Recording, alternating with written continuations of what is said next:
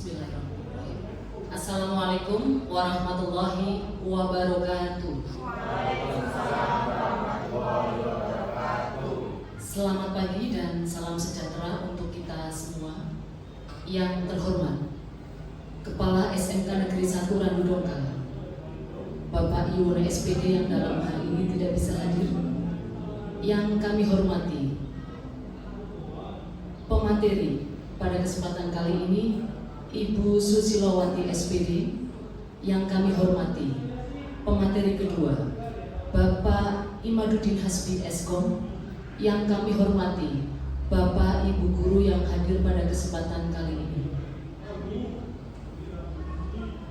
Pertama dan utama tentu kita selalu mengucapkan syukur alhamdulillah kita kepada Allah Subhanahu wa Ta'ala. Tentu pada kesempatan kali ini kita semua dapat berkumpul bersama dalam acara diseminasi penerapan dan pemahaman budaya positif calon guru penggerak angkatan 10 Kabupaten Pemalang SMK Negeri 1 Randu Donggala ini dalam keadaan sehat walafiat, tidak kurang suatu apapun. Sholawat serta salam senantiasa kita curahkan kepada junjungan kita Nabi Agung Muhammad SAW. Semoga kelak kita semua yang ada di aula yang megah ini menjadi umatnya di yaumil akhir. Amin Allahumma amin. Baiklah Bapak Ibu semua, di sini kami akan membacakan susunan acara pada kesempatan kali ini, di mana acara yang pertama yaitu pembukaan, kedua pemaparan materi, ketiga diskusi, keempat refleksi, kelima doa, dan yang terakhir penutup. Memasuki acara yang pertama, marilah kita buka acara diseminasi penerapan dan pemahaman budaya positif ini dengan bersama-sama membaca basmalah. Bismillahirrahmanirrahim. Untuk selanjutnya, penyampaian materi diseminasi yang akan langsung disampaikan oleh Bapak Imaduddin Hasbi Eskom. Kepada beliau disilahkan.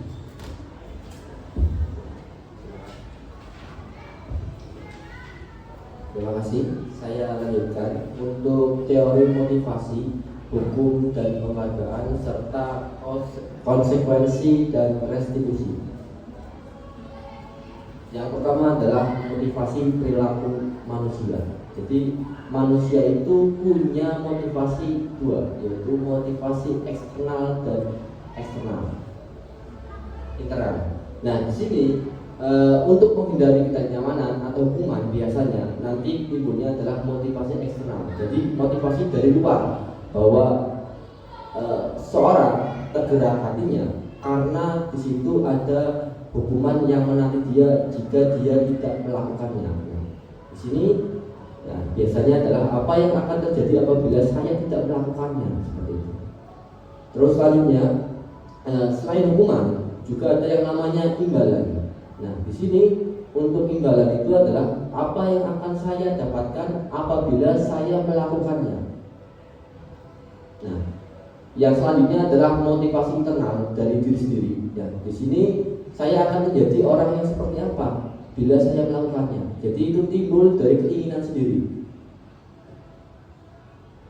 Kita lihat dulu kita videonya.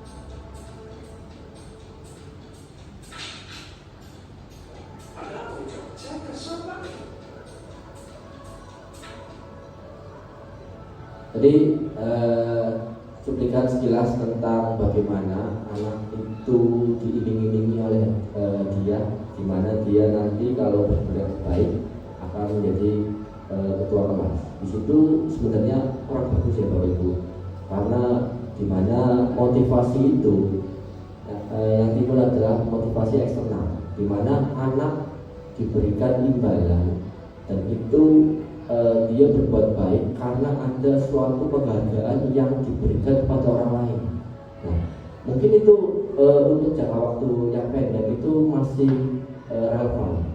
Tapi kalau diberlakukan di tahap yang lama, itu anak akan merasa tergantungan. Jadi bila tidak ada yang namanya penghargaan, hadiah dan sebagainya, anak cenderung berperilaku seperti sedia kala atau bahkan lebih buruk lagi. Tapi kalau diberikan hadiah, baru dia semangat lagi. Itu kurang pas. Nah, konsep penghargaan dalam penerapan di sekolah di sini hadiah tidak harus berupa benda. Di sini bisa berupa pujian, ya, stiker bintang, janji, ya, menjadi ketua kelas dan sebagainya. Selanjutnya adalah hadiah tidak menciptakan ketaatan jangka panjang. Ya, jadi ini cuma hanya saat anak itu diiringi. Terus anak akan terbiasa untuk diberi hadiah jika melakukan tugasnya. Ini menyebabkan ketergantungan anak. Ya. Perilaku didasarkan pada motivasi eksternal. Jadi masih bukan muncul pada dirinya sendiri. Selain tadi penghargaan, di sini juga ada konsep hukuman dalam penerapan disiplin di sekolah. Nah, di sini ya, hukum bersifat tidak terencana atau tiba-tiba. Jadi anak melakukan kesalahan langsung saat itu juga ada hukuman. Hukumannya pun tidak disepakati terlebih dahulu. Jadi anak tiba-tiba terlambat dan sebagainya langsung disuruh keliling lapangan dan sebagainya. Padahal di tata tertib itu tidak ada. Nah, hukuman bersifat satu arah. Murid tidak diajak berdiskusi dalam memecahkan masalah. Jadi langsung diberikan tanpa tahu alasan apa kenapa murid itu melakukan kesalahan. Hukuman yang diberikan bisa berupa fisik maupun psikis. Murid atau anak disakiti oleh suatu perbuatan atau kata-kata. Jadi bisa saja hukumannya selain tadi keliling lapangan dan sebagainya, anak dibentak dan sebagainya, itu juga termasuk hukuman. Tidak ada korelasi logis antara kesalahan dan solusi yang dipilih untuk memperbaiki kesalahan tersebut. Seperti tadi yang saya contohkan, ya, anak terlambat disuruh keliling lapangan. Nah, korelasinya apa keliling lapangan sama terlambat gitu? Itu kan tidak ada. Nah, selanjutnya hukuman tidak menjamin murid menjadi disiplin. Sama seperti hadiah, keduanya hanya memberi ketaatan jangka pendek. Jadi kalau hukuman diberikan, memang mungkin efeknya anak menjadi takut, tapi selebihnya tidak menunjukkan yang namanya rasa ingin merubah diri. Makanya itu hanya jangka pendek. Di sini selanjutnya adalah dihukum oleh penghargaan. Bahwa penghargaan maupun hukuman adalah cara-cara mengontrol perilaku seseorang yang menghancurkan potensi pembelajaran yang sesungguhnya. Menurut Alif Pro, tindakan memberikan penghargaan nilainya sama dengan menghukum seseorang. Nah, sini dikarenakan pertama adalah pengaruh jangka pendek dan jangka panjang. Penghargaan akan efektif untuk jangka pendek, namun akan menyebabkan ketergantungan apabila dilakukan dalam jangka panjang. Jadi ini hanya saat untuk jangka panjangnya itu malah anak nanti kalau penghargaan maka dia akan merasa bahwa kalau tidak diberikan penghargaan maka dia akan selalu meminta. Selanjutnya adalah penghargaan tidak efektif. Di sini jika murid menerapkan penghargaan kemudian tidak mendapatkannya, maka ia akan kecewa dan berkecil hati, serta kemungkinan lain kali ia tidak akan berusaha sekeras sebelumnya. Jadi harus ada yang namanya penghargaan dulu baru dia bergerak. Selanjutnya adalah penghargaan mengurangi motivasi intrinsik. Memberikan penghargaan kepada anak pada saat dia sedang merasa bangga dengan ucapannya sendiri, maka kita akan mengambil kegembiraan yang saat itu sedang dirasakan secara alamiah. Selanjutnya, penghargaan merusak hubungan. Ketika seseorang diberikan penghargaan di depan orang yang banyak, maka yang lainnya akan merasa iri dan sebagainya. Dari mereka yang tidak menyukai orang yang diberi penghargaan tersebut, dia akan merasa bahwa saya dan diberi penghargaan, apakah saya itu orang baik daripada dia yang dapatkan itu. Nah, lihat contoh. Iya sekarang masa kamu. Oh ya, maaf lah, sekali mau pakai. Kamu tahu kan apa konsekuensinya jika tidak memakai masker? Iya pak, belajar sendiri di perpustakaan. Baik, silahkan langsung ke perpustakaan.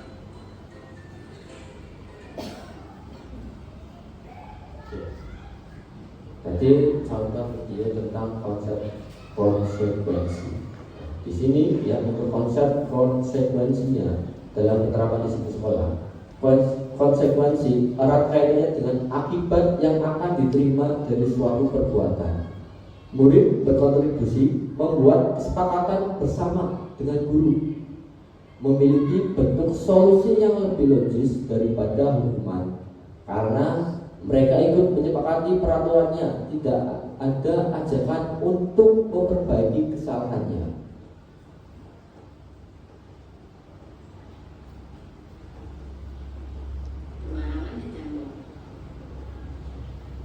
Tadi pagi aku terlambat 20 menit. Maka aku harus tunggu 20 menit lagi untuk pulang. Maaf ya, ini aku lagi terus.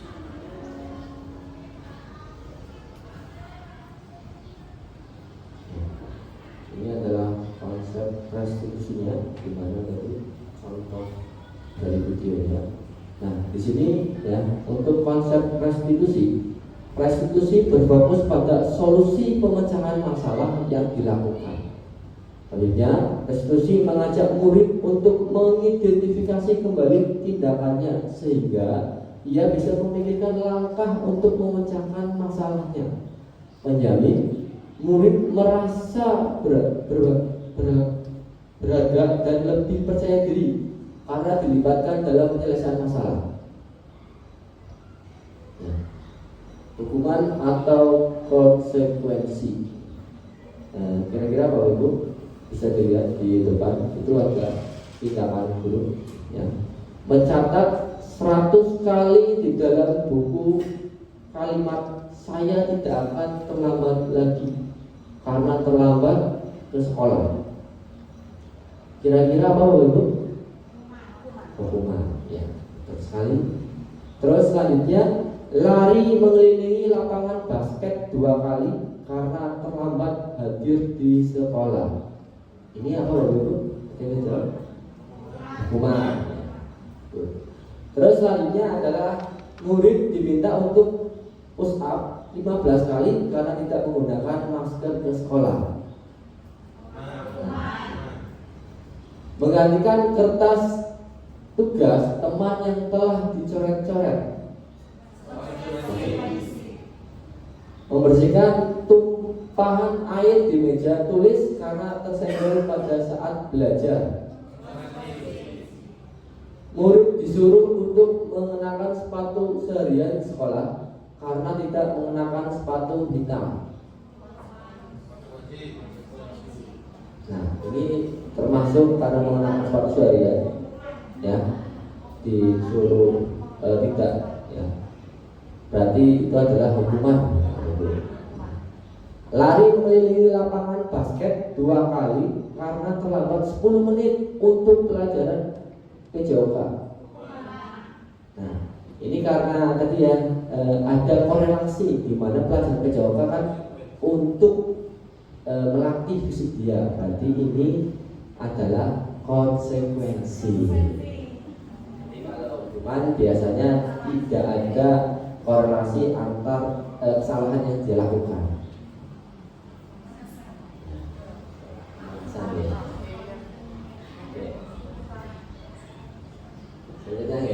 Nah, kenapa anak melakukan kesalahan? Biasanya seorang itu melakukan kesalahan karena dia ingin mencapai kebutuhan dasar manusia.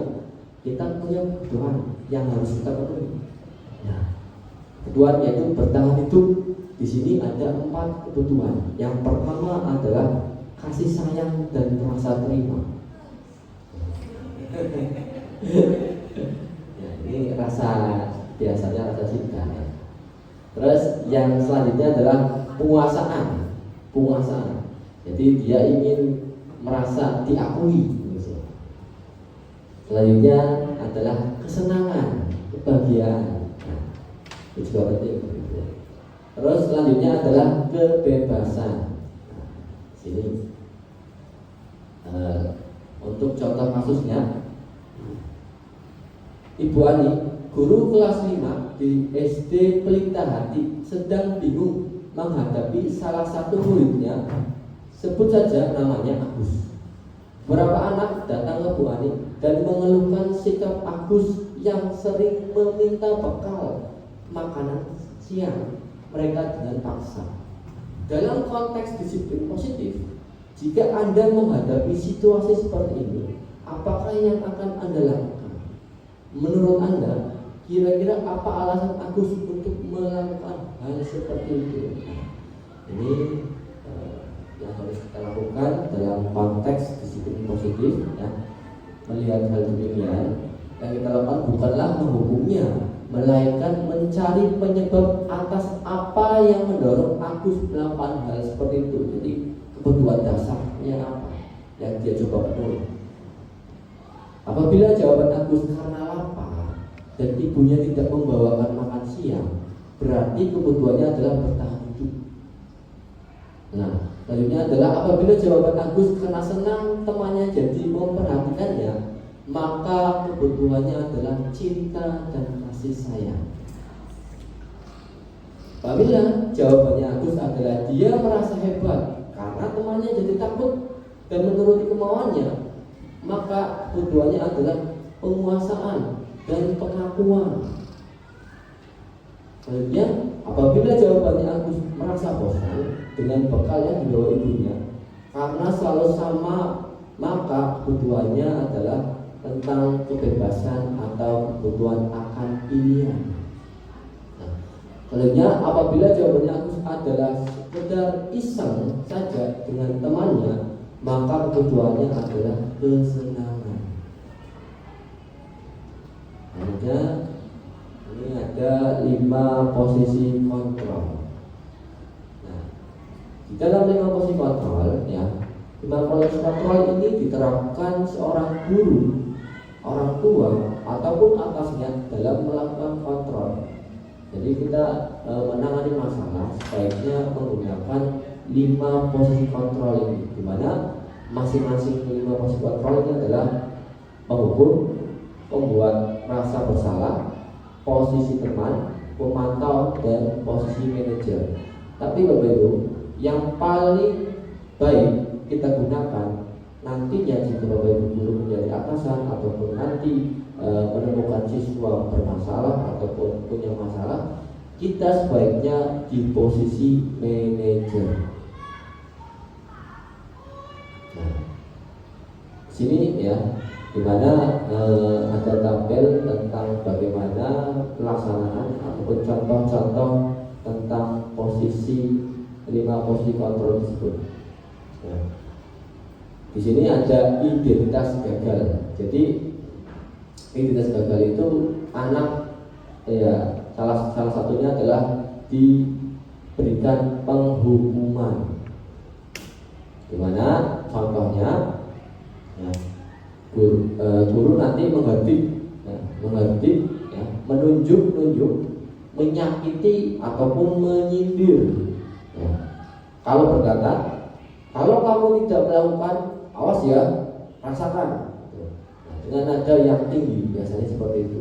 Nah, hasilnya nanti anak akan memberontak dan menyalahkan orang lain, ya, ataupun nanti berbohong, gitu, karena takut sama gurunya.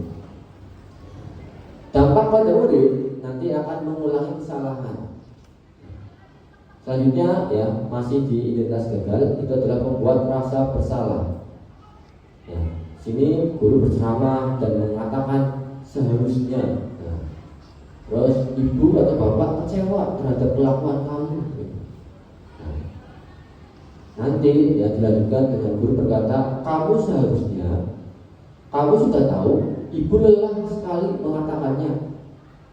Ibu stres, gitu. Jadi seakan-akan keadaan yang dirasakan bapak guru, ya, itu bisa dirasakan oleh siswa, dan siswa merasa bahwa itu karena dia gitu. Terus hasilnya ya menyembunyikan, menyangkal dan berbohong. Nanti dampak pada muridnya adalah merasa rendah diri. Nah, di sini lanjut ke identitas berhasil atau sukses, di mana di sini masih sama, yaitu kontrol dari luar. Ya. Di situ adalah posisi teman, di mana nanti guru membuat alasan-alasan untuk muridnya. Jadi karena teman merasa dekat, berarti nanti kita membuat kamu tenang aja ada bapak atau ibu. Jadi merasa bahwa muridnya masih aman karena masih dalam satu pertemanan dalam kita. Terus guru berkata, ayolah lakukan demi ibu. Masa kamu tidak mau? Ingat, kita ibu pernah membantu. Jadi dalam posisi teman ini kata-katanya atau nadanya lebih santai, lebih friendly. Nah, nanti hasilnya yaitu adalah sifatnya adalah ketergantungan. Jadi murid akan tergantung bahwa dia tahu bahwa dia punya teman guru tersebut, dimana kalau tersalah dia bisa mengandalkannya. Selanjutnya dampak pada murid yaitu adalah lemah, tidak mandiri dan tergantung. Lalunya posisi pemantau. Di sini pemantau menghitung dan mengukur. Guru berkata, apa peraturannya? Hasilnya menyisihkan diri bila diawasi, menitik beratkan pada sanksi atau hadiah untuk dirinya. Jadi di sini bedanya untuk pemantau itu murid diberikan penyelesaian, cuman penyelesaian itu harus kita awasi. Jadi murid tidak diberikan kebebasan untuk dia berubah dan diberikan kepercayaan. Nah, ini yang paling disyaratkan oleh guru. Di sini adalah identitas berhasil atau sukses, di mana di sini adalah posisi manajer, di mana guru berbuat mengajukan pertanyaan-pertanyaan, di mana pertanyaan tersebut ya salah satu contohnya adalah apa yang kita yakini, apa yang bisa kau kerjakan untuk memperbaiki masalah ini. Jadi anak diberikan untuk menyelesaikan permasalahan yang dia lakukan tanpa harus kita dampingi. Selanjutnya adalah menguatkan pribadi. Ini nanti dikuatkan biar muncul motivasi interesting.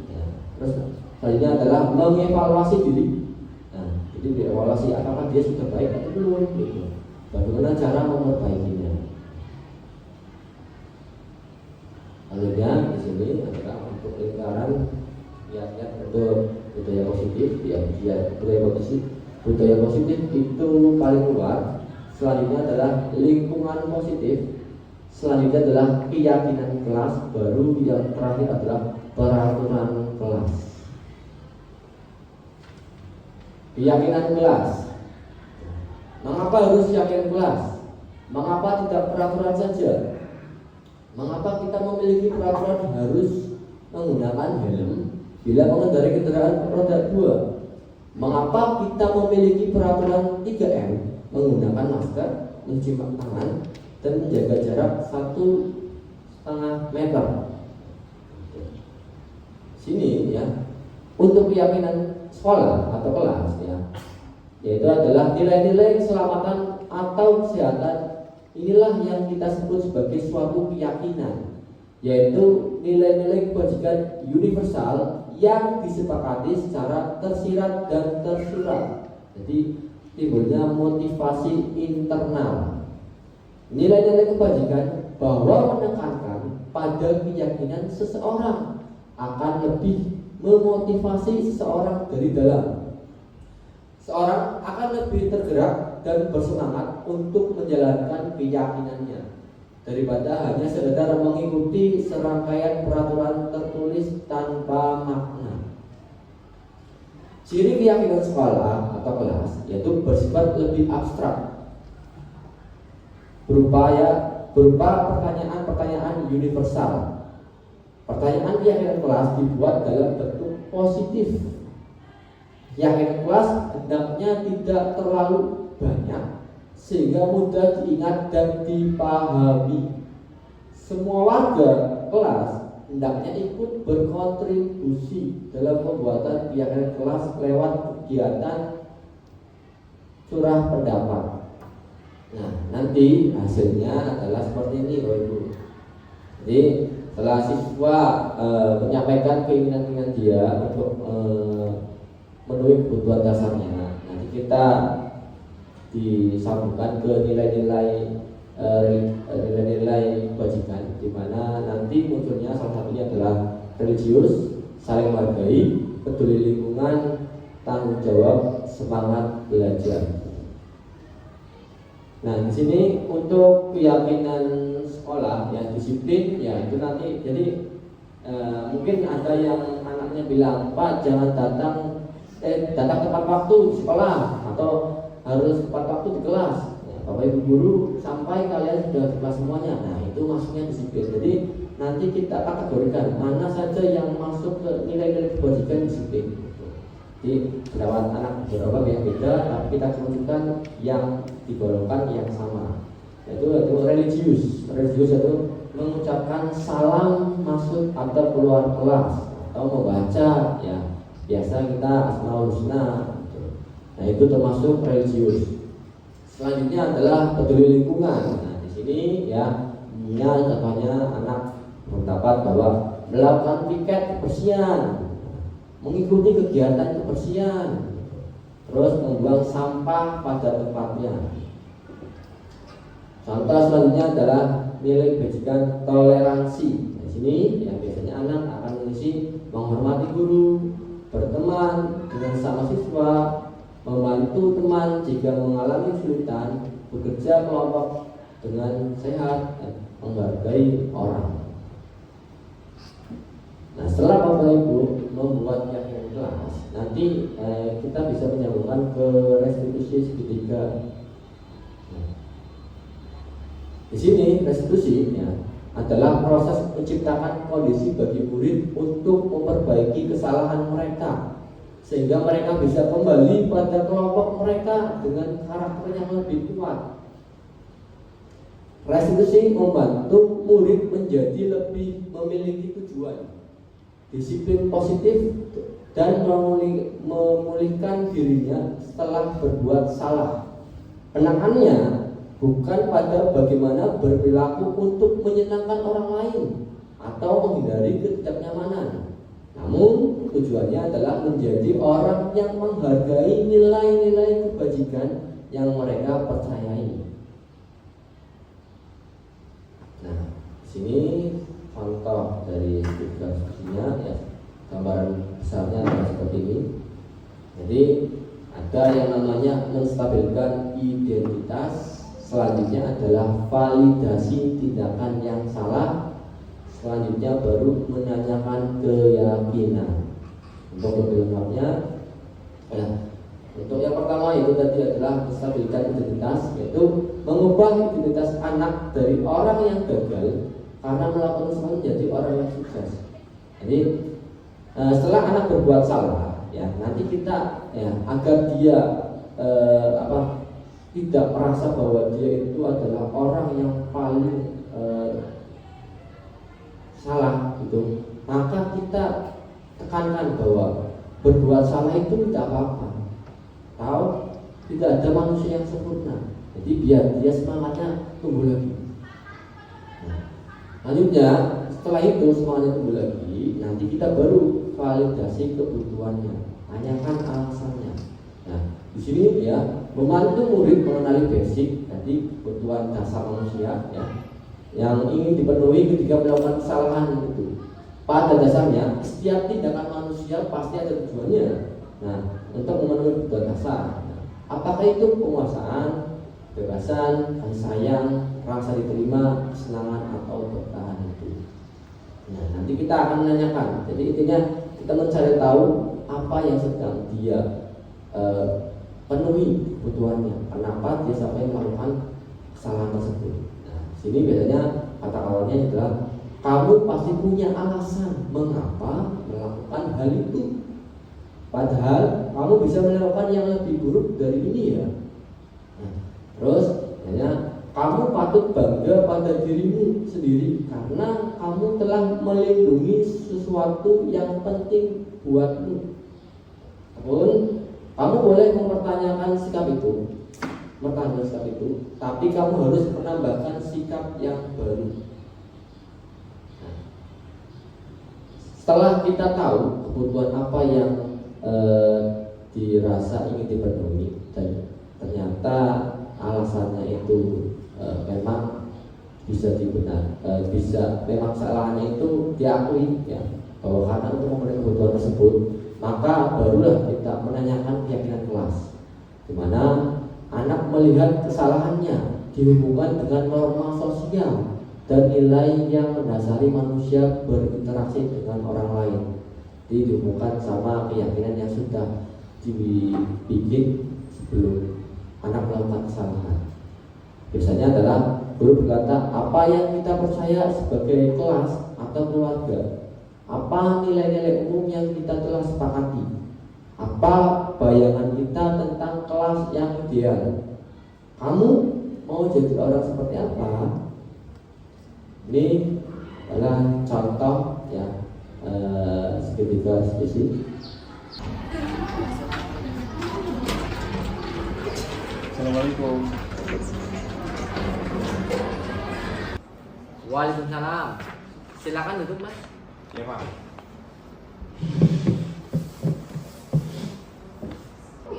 Mas Ayu, tadi Pak Hasbi mendapat laporan dari guru piket. Katanya Mas Ayu tadi merawat di sekolah ya? Iya, Pak. Kejadian ini bukan pertama kali ya? Benar tidak, Mas? Benar, Pak. Merokok di sekolah itu suatu kesalahan bukan, Mas? Iya, Pak. Mas Ayu, berbuat kesalahan itu wajar. Yang terpenting kita bisa belajar dari kesalahan tersebut dan berusaha memperbaikinya. Setuju, Mas Ayu? Setuju, Pak. Kenapa Mas Ayu sering merokok di sekolah? Karena sudah terbiasa merokok, Pak. Jadi kalau tidak merokok tidak enak. Kamu tahu keyakinan kelas yang sudah kita sepakati? Tahu, Pak. Kalau merokok di sekolah sesuai dengan keyakinan kelas tidak?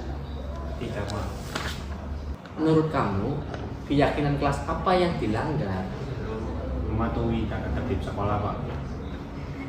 Menurut kamu, mematuhi tata tertib itu penting tidak, Mas?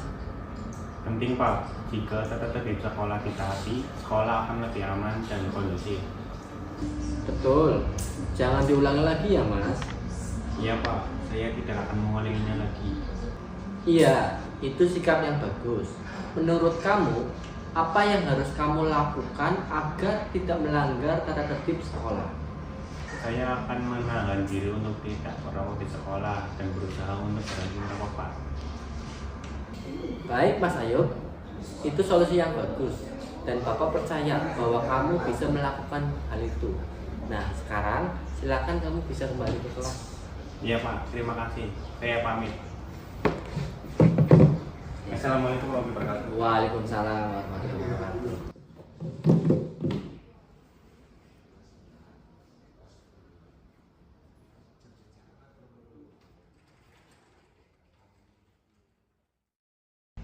Assalamualaikum warahmatullahi wabarakatuh. Nama saya Maulana Ayub dari kelas 11 TM 1. Saya senang sekali diajak diskusi oleh Pak Hasbi karena tingkah laku saya yang melanggar tata tertib sekolah. Saya harus dapat menahan diri untuk tidak merokok di sekolah dan berusaha untuk berhenti merokok. Wassalamualaikum warahmatullahi wabarakatuh. Mas Mufi, tadi Pak Hasbi mendapat laporan dari guru piket. Katanya Mas Mufi sering datang terlambat ke sekolah ya? Iya, Pak. Menurut ingatan kamu, berapa kali kamu terlambat? Ya, sudah 4 kali, Pak. Sering terlambat itu suatu kesalahan bukan, Mas? Iya, Pak. Mas Mufi, berbuat kesalahan itu manusiawi. Setiap orang pasti pernah berbuat kesalahan. Yang terpenting, kita bisa belajar dari sebuah kesalahan tersebut dan berusaha memperbaikinya. Setuju, Mas Mufi? Setuju, Pak.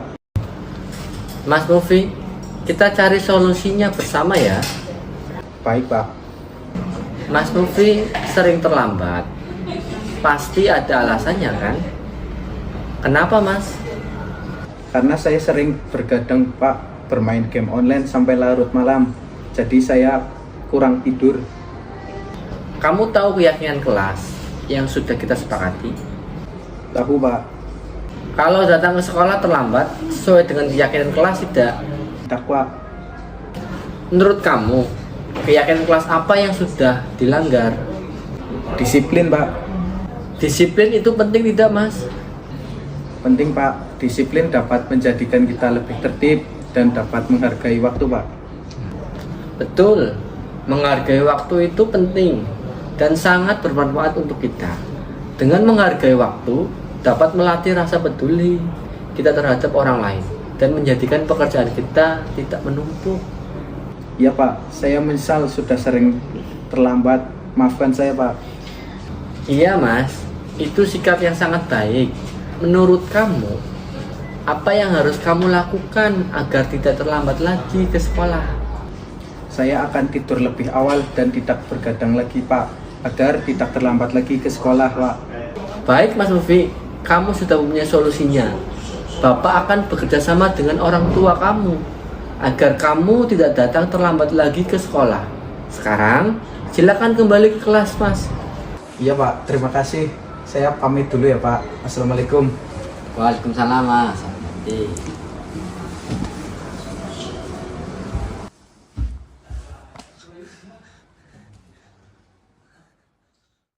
Assalamualaikum warahmatullahi wabarakatuh. Nama saya Mufi dari kelas 11 TM 2. Saya senang sekali telah diskusi dengan Pak Hasbi untuk menentukan solusi tentang permasalahan saya, di mana saya sering sekali terlambat ke sekolah. Untuk itu, saya tidak akan bergadang lagi supaya tidak terlambat datang ke sekolah. Terima kasih Pak. Wassalamualaikum warahmatullahi wabarakatuh. Selanjutnya, pemaparan materi desiminasi yang akan langsung disampaikan nama Ibu Susilowati SPD. Kepada beliau kami persilahkan.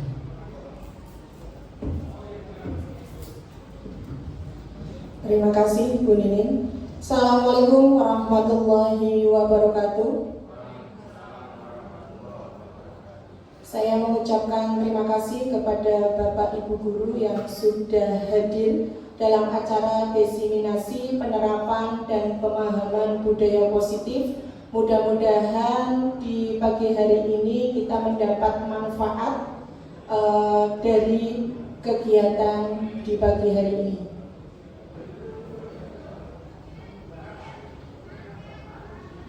Saya ucapkan selamat datang para guru hebat. Mari kita belajar bersama, berkolaborasi dan saling mendukung demi mewujudkan budaya positif di sekolah kita tercinta. Tujuan desiminasi.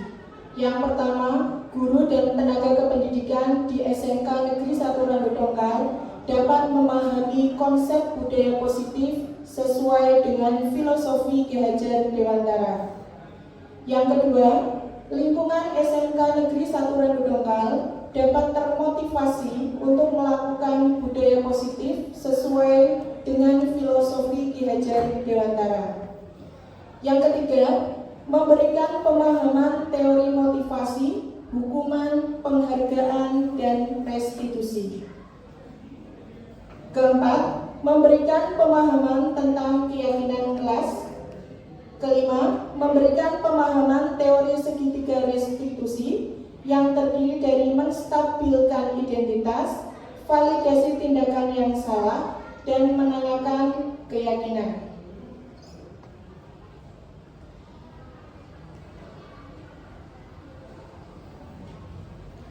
Kemudian dilanjut dengan tujuan pendidikan menurut Ki Hajar Dewantara.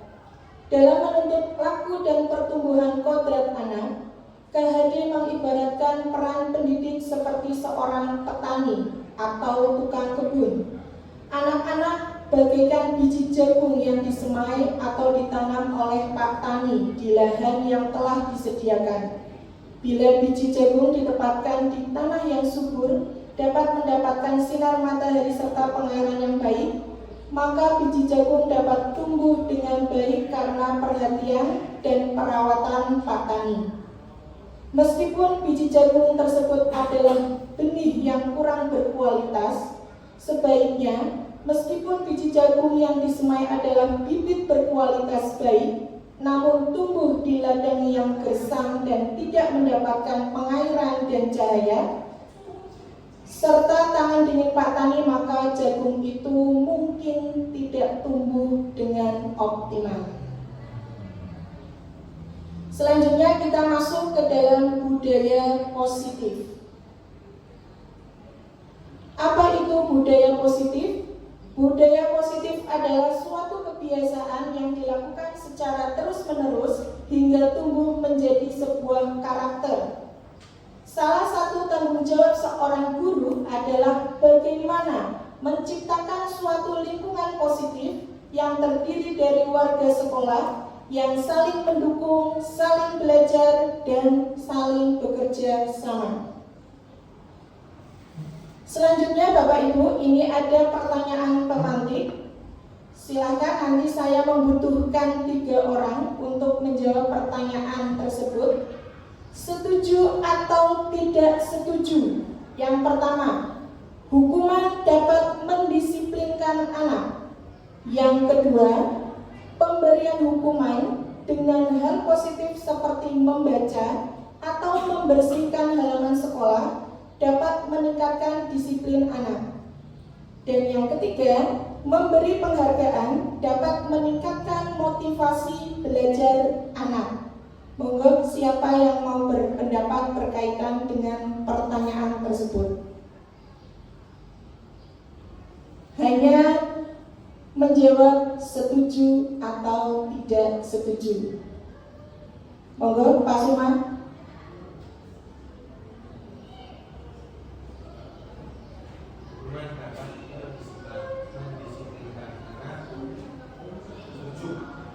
Setuju.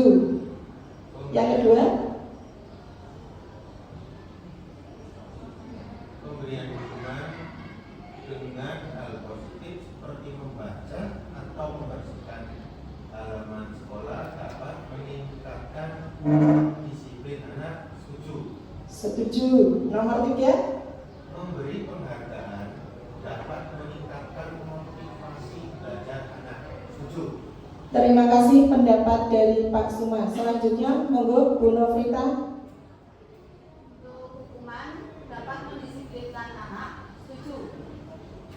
Pemberian hukuman dengan hal positif seperti membaca atau membersihkan halaman sekolah dapat meningkatkan disiplin anak. Setuju.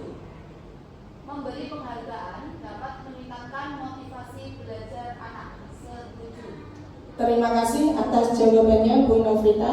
Selanjutnya monggo satu lagi, barangkali ada jawaban yang berbeda, silakan.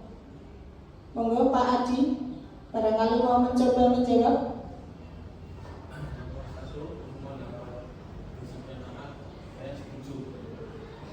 Setuju, ya. Kemudian yang kedua, Untuk memberi hukuman dengan hal positif seperti membaca dan membersihkan halaman sekolah dapat meningkatkan disiplin anak. Ya, setuju. Pertama, bagian membaca. membaca, nggih. Ketiga, memberi penghargaan dapat meningkatkan motivasi belajar anak. Sangat setuju karena Ya, sangat setuju. Dari jawaban ketiga guru, hampir mirip semua setuju. Ya, untuk jawaban benar atau salah, mari kita pelajari berkaitan dengan budaya positif. Selanjutnya, topik dalam diseminasi pemahaman dan pengalaman penerapan budaya positif. Yang pertama, disiplin positif dan nilai-nilai kebajikan universal. Kedua, teori motivasi, hukuman, dan penghargaan restitusi. 3, keyakinan kelas. Keempat, kebutuhan dasar manusia. Kelima, 5 posisi kontrol guru. Dan yang keenam, segitiga restitusi. Pembiasaan yang sudah diterapkan di dalam SMK Negeri 1 Randu Dongkal Yang pertama itu adalah membaca Asmaul Husna sebelum pembelajaran, kemudian menyanyikan lagu Indonesia Raya. Yang ketiga, berjalan sesuai dengan jalur hijau. Yang keempat, penerapan 3S, senyum, sapa, salam. Kemudian yang kelima adalah kegiatan humanisasi dengan tema yang berbeda dalam tiap minggunya. Ini pembiasaan ketika kita Asmaul Husna.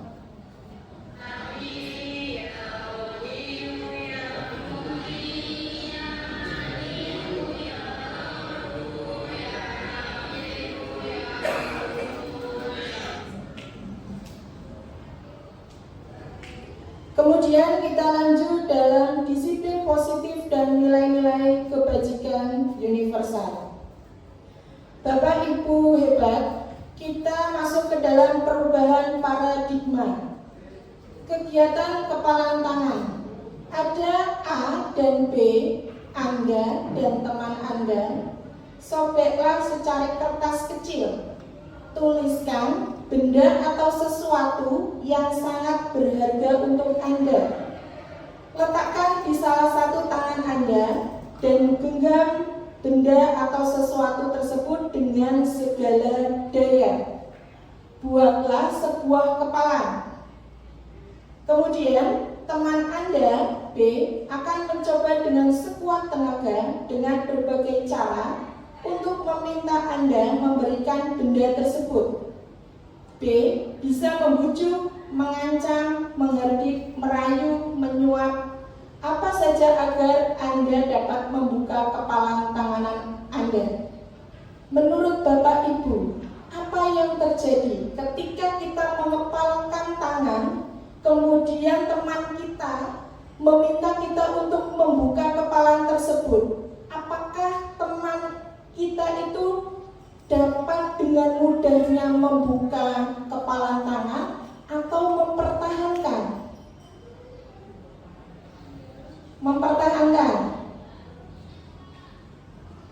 Ya.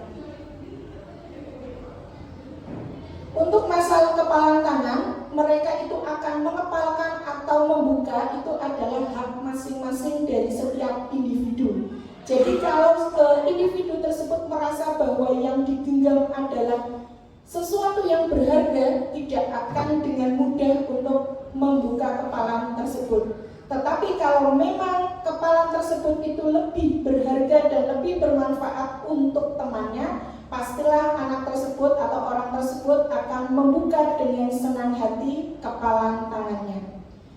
Kemudian selanjutnya adalah perubahan paradigma teori kontrol, teori pilihan, ilusi kontrol. Yang pertama, ilusi guru mengontrol murid. Pada dasarnya, kita tidak dapat memaksa murid untuk berbuat sesuatu jika murid tersebut memilih untuk tidak melakukannya. Walaupun tampaknya guru sedang mengontrol perilaku murid, hal demikian terjadi karena murid sedang mengizinkan dirinya dikontrol pada saat itu. Yang kedua, ilusi bahwa kritik dan membuat orang merasa bersalah dapat menguatkan karakter. Menggunakan kritik dan rasa bersalah untuk mengontrol murid akan menjadikan mereka menuju pada identitas yang gagal. Mereka belajar untuk merasa buruk tentang diri mereka. Kemudian, ilusi bahwa semua penguatan positif, efektif, dan bermanfaat. Penguatan positif atau bujukan adalah bentuk-bentuk kontrol. Kemudian, ilusi bahwa orang dewasa memiliki hak untuk memaksa. Banyak orang dewasa yang percaya bahwa mereka memiliki tanggung jawab untuk membuat murid-murid berbuat hal-hal tertentu seperti hukuman atau paksaan, hubungan permusuhan, dan kebencian. Kemudian, siapa sesungguhnya yang memiliki kontrol? Yang pertama, stimulus respon. Kemudian yang kedua, teori kontrol. Kita mencoba mengubah orang agar berpandangan sama dengan kita. Teorinya bagaimana? Kita berusaha memahami pandangan orang lain tentang dunia. Kemudian yang kedua, perilaku buruk dilihat sebagai suatu kesalahan. Teori kontrolnya, semua perilaku itu pasti mempunyai tujuan. Ketiga, orang lain bisa mengontrol saya. Teori kontrolnya, hanya Anda yang bisa mengontrol diri Anda. Selanjutnya, saya bisa mengontrol orang lain. Teori kontrolnya, Anda tidak bisa mengontrol orang lain. Pemaksaan ada pada saat bujukan gagal. Teori kontrolnya, kolaborasi dan konsensus menciptakan pilihan-pilihan baru. Model berpikir menang atau kalah. Teori kontrolnya, model berpikir menang-menang. Kemudian, apakah makna kata disiplin? Makna disiplin, kebanyakan orang itu nantinya akan menghubungkan dengan tata tertib, teratur, dan kepatuhan pada peraturan. Kata disiplin juga sering dihubungkan dengan hukuman, padahal itu sungguh berbeda. Karena belajar tentang disiplin positif itu tidak harus memberikan hukuman, justru memberikan alternatif terakhir dan bila perlu tidak digunakan sama sekali. Asal kata disiplin. Disiplin berasal dari bahasa Latin disciplina yang artinya belajar. Makna asal dari kata ini berkonotasi dengan disiplin diri. Disiplin diri membuat orang menggali potensinya menuju sebuah tujuan apa yang dia hargai. Makna kata disiplin. Teori kontrol, Anda tidak bisa mengontrol orang lain, hanya Anda bisa mengontrol diri sendiri. Disiplin adalah belajar kontrol diri dengan menggali potensi kita agar tercapai tujuan mulia, yaitu menjadi seseorang yang kita inginkan berdasarkan nilai-nilai yang kita hargai. Artinya bagaimana? Artinya adalah kita mampu melakukan sesuatu berdasarkan motivasi intrinsik yang ada pada dirinya sendiri tanpa terpengaruh iming-iming atau motivasi dari luar berdasarkan nilai-nilai kebajikan yang mereka hargai. Kemudian di slide terakhir kita membahas mengenai nilai-nilai kebajikan universal. Perlu Bapak Ibu ketahui bahwa nilai-nilai kebajikan adalah sifat-sifat positif manusia yang merupakan tujuan mulia yang ingin dicapai setiap individu. Nilai-nilai tersebut bersifat universal, bersifat umum, dan berlaku untuk semua orang.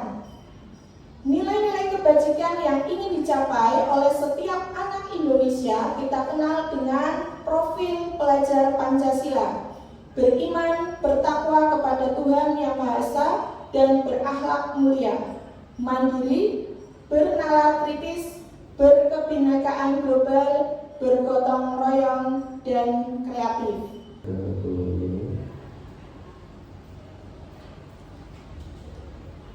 Ya, terima kasih kami sampaikan kepada pemateri yang telah memaparkan diseminasinya. Untuk acara selanjutnya yaitu diskusi. Jadi nanti diskusi ini akan dipandu langsung ini sama pemateri, begitu ya, Pak Bu, gitu nih. Oke, monggo. Baik, untuk selanjutnya yaitu diskusi yang akan langsung diambil alih oleh pemateri, dan kepada Bapak Ibu pemateri kami silakan untuk bisa melanjutkan diskusi ini.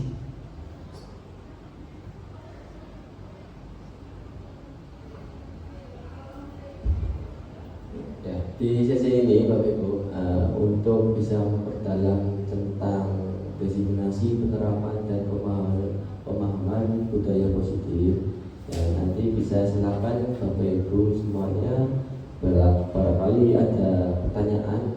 masih kebingungan tentang materi tersebut, bisa ditanyakan kepada saya ataupun Bu Susi. Monggo Bapak Ibu, barangkali ada pertanyaan.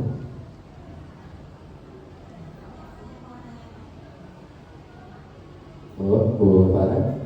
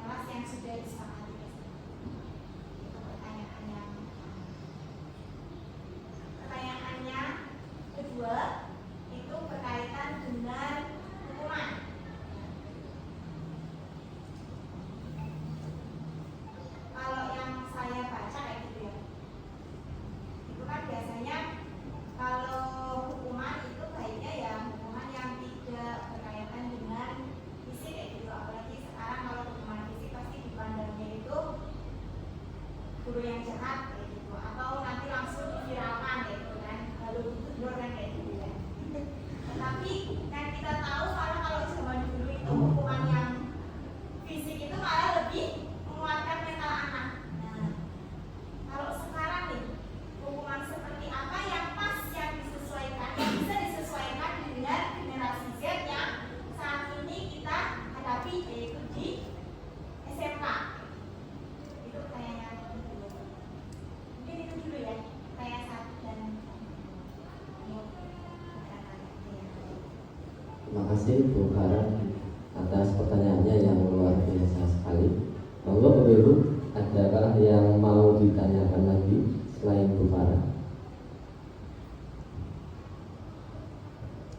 Tanya pada pemateri Monggo. bagaimana cara menerapkan budaya positif tanpa melakukan hukuman. Terima kasih. Terima kasih Pak Suma atas pertanyaannya yang luar biasa. Mungkin dua dulu ya, nanti coba kami jawab semua pertanyaan dari Pak Suma dan juga Bu Farah.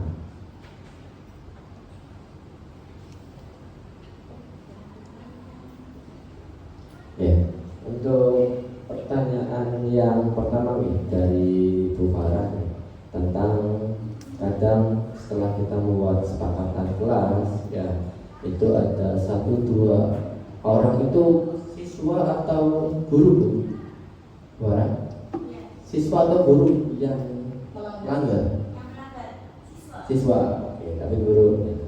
Oke, jadi kesepakatan kelas memang itu sifatnya adalah universal, ya, abstrak. Nah, situ memang sudah disepakati satu kelas. Ya. Memang mungkin dari banyaknya anak, 36 anak itu mungkin tidak semuanya sama. Jadi pasti ada 1-2 yang melanggar. Tapi ya sebagai guru yang sudah menyepakati dan juga sudah melihat kesepakatan kelas yang dibikin, alangkah baiknya kita gunakan yang namanya 5 posisi kontrol guru. Jadi jika ada anak yang melanggar ya tentang kesepakatan kelas itu, kita gunakan seperti itu, dan juga segitiga restitusi, di mana kita tanyakan dulu. Kita pertama tanyakan dulu, kenapa sih anak itu melanggar, kebutuhan apa yang coba dia lakukan, ya penuhi. Nah setelah itu ya nanti kita coba berikan anak tersebut ya kesempatan ya untuk berubah. Dan di sini perubahannya itu juga nanti kita berikan kepercayaan kepada anak tersebut. Seperti itu dulu. Nah, harapannya dengan kita memberikan kesempatan dia untuk memperbaiki kesalahan, ya, itu nanti akan bisa mencoba dia sama, menyamakan keyakinan kelas yang sudah dibuat bersama.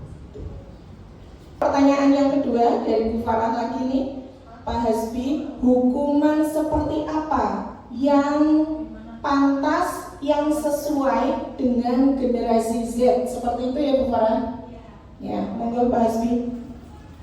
Ini berarti nyambung dengan pertanyaan kita, di mana bagaimana cara menerapkan budaya positif tanpa hukuman. Sebenarnya untuk zaman sekarang itu baik hukuman fisik maupun verbal itu sudah tidak boleh. Makanya ada yang namanya 5 posisi kontrol guru, di mana hukuman itu masuknya level yang paling dasar.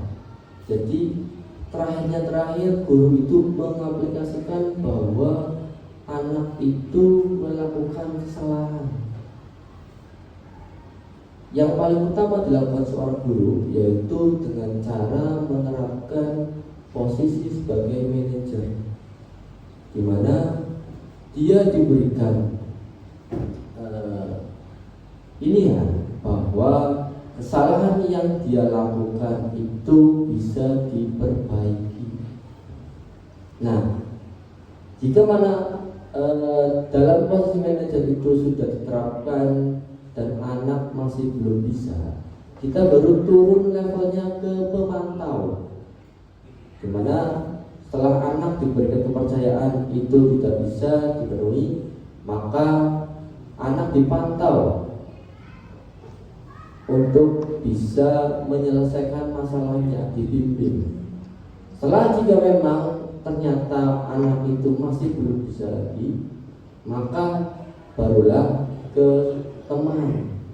Nah, di posisi teman ini ya anak dibiarkan untuk bisa rileks ya. Barangkali anak pegang dan sebagainya tentang gurunya, jadi kita coba friendly ya, kata-kata dengan nyaman. Nah, harapannya dengan itu muncul yang namanya motivasi eksternal itu dari luar dirinya sendiri. Setelah itu ya harapannya itu sudah selesai. Jika memang belum, ya nanti kita arahkan ke posisi yang kedua, yaitu merasa bersalah, di mana anak itu ya diberikan pernyataan bahwa tindakan kamu itu menyakiti bapak ibu, tolong kamu bisa berubah ya demi bapak ibu tuh. Nah, itu ya tolonglah ibu kecewa. Nah, harapannya dengan cukup banyak kata-kata seperti itu, anak merasa bahwa oh iya ini salah. Nah, tuh. Kalau memang belum juga, barulah yang namanya hukuman. Nah, hukuman itu memang perlu ada, karena bagaimanapun untuk sekolah itu hukuman itu harus ada untuk anak agar tahu bahwa kalau memang dia sudah diusahakan dan sudah diberikan kepercayaan serta arahan untuk berubah, dia tidak berubah, maka anak ada konsekuensinya. Tapi harapannya di sini adalah hanya sebagai membuat anak mengeluarkan motivasi eksternalnya. Ya, tuh harapannya itu. Tapi sebisa mungkin ya guru harus bisa menerapkan posisi manajer dalam permasalahan saat menghadapi anak. Gitu. Jadi apakah diskusi ini dilanjut atau sudah cukup untuk pertanyaan dari Bapak Ibu guru? Sudah cukup, Jen? Ada pertanyaan lagi Bapak Ibu semuanya? Oh, cukup. Sekali lagi dimantapkan Bapak Ibu, ada pertanyaan lagi? Cukup. Kalau cukup, kita minta pertanyaan yang meriah Ibu biar diskusi ini sepertinya tidak begitu tegang untuk kita semuanya. Baik, kalau begitu acara kami lanjutkan, yaitu untuk acara selanjutnya refleksi.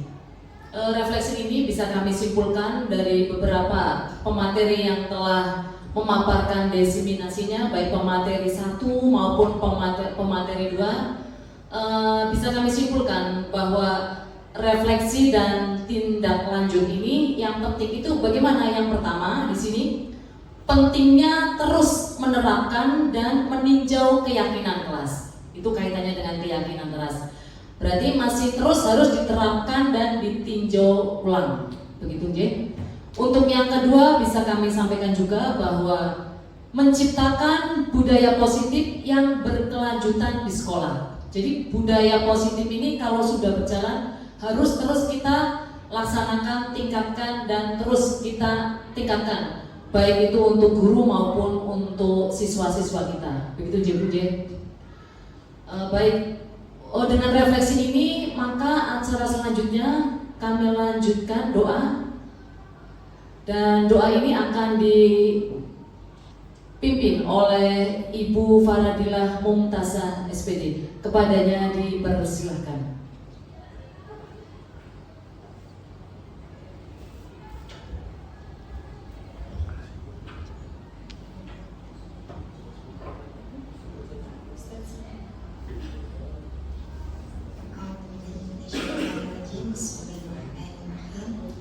Al-Fatihah.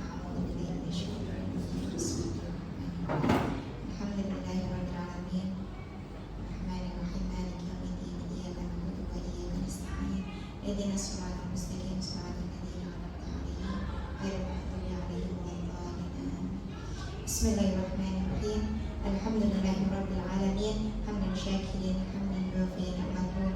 Ya Rabbana walakal hamdu wa lakal syukru. Allahumma shalli ala Muhammad fi awwalina wal akhirin. Subhanaka Allahumma wa bihamdika asyhadu an la ilaha illa anta astaghfiruka wa atubu ilaik. Rabbana atina fid dunya hasanah wa fil akhirati hasanah wa qina adzabannar. Amin amin ya rabbal alamin.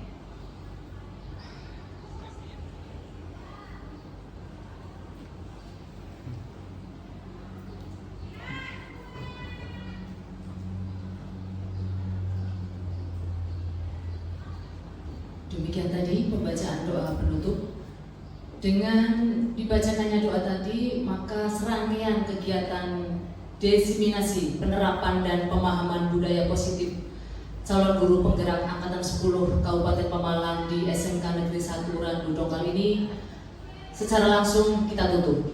Dan selaku pembawa acara, kami mohon maaf yang sebesar-besarnya apabila dalam penyampaian ada kata-kata yang tidak berkenan di hati Bapak Ibu maupun di hati pemateri. Kami selaku pembawa acara mohon maaf yang sebesar-besarnya. Kami akhiri, wabillahi taufiq wal hidayah. Wassalamualaikum warahmatullahi wabarakatuh.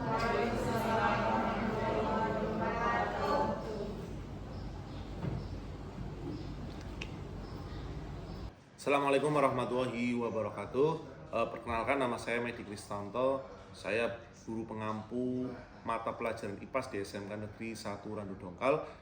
Luar biasa, setelah pemaparan apa yang tadi disampaikan oleh pemateri, sangat bermanfaat dan membuka pola pikir saya bahwa mendisiplinkan siswa adalah tantangan yang luar biasa, sehingga kita dalam naungan satu instansi harus bekerja sama dan saling support agar disiplin positif yang kita terapkan di sekolah dapat berjalan dengan baik, sehingga dapat mengantarkan anak didik kita pada satu mimpi, yaitu kesuksesan. Terima kasih. Assalamualaikum warahmatullahi wabarakatuh. Assalamualaikum warahmatullahi wabarakatuh. Saya Suma Adi Gunawan, SPD, mengajar teknik sepeda motor di SMK Negeri 1 Randu Dongkal. Setelah saya amati dari hasil pemaparan yang sangat menginspirasi bagi saya, bahwa kita sebagai pengajar harus benar-benar memberikan contoh yang baik kepada siswa sebelum kita menerapkan disiplin positif. Kemudian berkaitan dengan 5 posisi kontrol guru, kita harus menyesuaikan diri pada posisi kita dalam mengenai berbagai kasus dari masing-masing individu. Itu yang dapat saya sampaikan. Demikian, terima kasih. Wassalamualaikum warahmatullahi wabarakatuh. Assalamualaikum warahmatullahi wabarakatuh. Perkenalkan, nama saya Nining Kartini. Saya mengampu mapel matematika di sekolah kita, yaitu SMK Negeri 1 Randu Dongkal.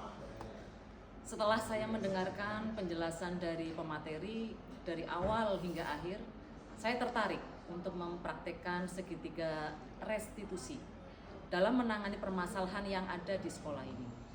Dengan diterapkannya segitiga restitusi ini akan memberikan kesadaran kepada siswa akan kesalahannya tanpa harus dengan emosi ataupun hukuman.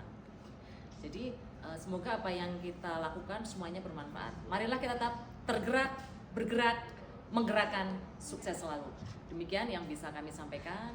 Wassalamualaikum warahmatullahi wabarakatuh. Assalamualaikum warahmatullahi wabarakatuh. Nama saya Mufi dari kelas 11 TM 2. Saya senang sekali telah diskusi dengan Pak Hasbi untuk menentukan solusi tentang permasalahan saya, di mana saya sering sekali terlambat ke sekolah. Untuk itu, saya tidak akan bergadang lagi supaya tidak terlambat datang ke sekolah. Terima kasih Pak. Wassalamualaikum warahmatullahi wabarakatuh. Assalamualaikum warahmatullahi wabarakatuh. Nama saya Monon Ayub dari kelas 11 TM 1. Saya senang sekali diajak diskusi oleh Pak Hasbi karena tingkah laku saya yang melanggar tata tertib sekolah. Saya harus dapat menahan diri untuk tidak merokok di sekolah dan berusaha untuk berhenti merokok. Wassalamualaikum warahmatullahi wabarakatuh.